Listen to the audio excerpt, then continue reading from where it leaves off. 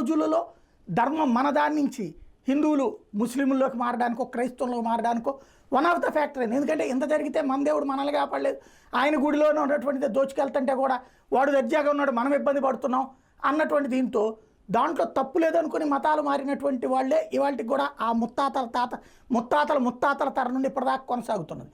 ఇప్పుడు అట్లాంటి స్టేజ్. ఎందుకంటే కోట్లాది మంది 150 కోట్ల మందిలో ఏ ఒక్కళ్ళన్నా సరే హిందువుల్లో దేవుణ్ణి వ్యతిరేకిస్తారా, తిరుమలని వ్యతిరేకిస్తారా, వెంకటేశ్వర స్వామికి సంబంధించినటువంటిది లేదే.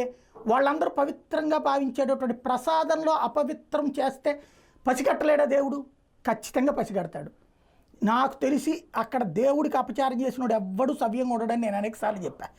అదే జరిగింది. ఇప్పుడు అపచారం జరగకపోయినా జరిగిందనినా జరిగినా కూడా జరగలేదని చెప్తున్నారు అన్నటువంటిది కోర్టు మాటలతో కొత్త చర్చకి తావిచ్చినట్టయింది. ఫైనల్గా ఇక్కడ పాయింట్ ఎక్కడికి వచ్చింది అంటే కలిపారా లేదా. మనం మొదటి నుంచి మాట్లాడుకుంటున్నటువంటిది కలిపిన లడ్డూలో కలపలేదన్నట్టు మన చంద్రబాబు గారు కూడా లడ్డూ కలిపారో లేదో అనే పదం తను కూడా వాడారుగా చివరికి. ఏది జగన్కి సంబంధించి డిక్లరేషన్ అంశం మీద ప్రశ్నించేటప్పుడు వాడారు కదా. నూనె అయితే ఆ నెయ్యి అయితే వాడారు, లడ్డూనా కాదా అన్నది పక్కన పెడితే అని వాడారు కదా. అంటే అక్కడ లడ్డూలో వాడలేదని ఆయనకు కూడా తెలుసు, లడ్డూలో వాడలేదని తెలుసు. ప్లస్ ఏఆర్ డైరీ అనేటటువంటి సంస్థతో ఉత్పత్తి తీసుకుంటోంది ఇప్పుడు. ఇంకోటి తిరుమలకు వచ్చే ప్రతి నెయ్యి ట్యాంకర్ని తనిఖీ చేస్తారని తెలుసు మనకి. తెలిసి కూడా తనిఖీలో చిన్నపాటి తేడా కనిపించినా వెనక్కి పంపించేస్తారని కూడా తెలుసు కదా మనకి.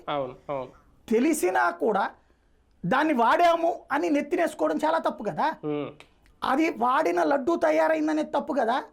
రెండవది ఈ ప్రభుత్వం వచ్చాక జరిగింది ఇది ఏఆర్ డైరీ అని. అంతకుముందు ప్రభుత్వాల్లో కూడా ఆ లడ్డూలే వాడాడని చెప్పి రాజకీయ కోణంలో లడ్డూల్ని వాడాం మనం.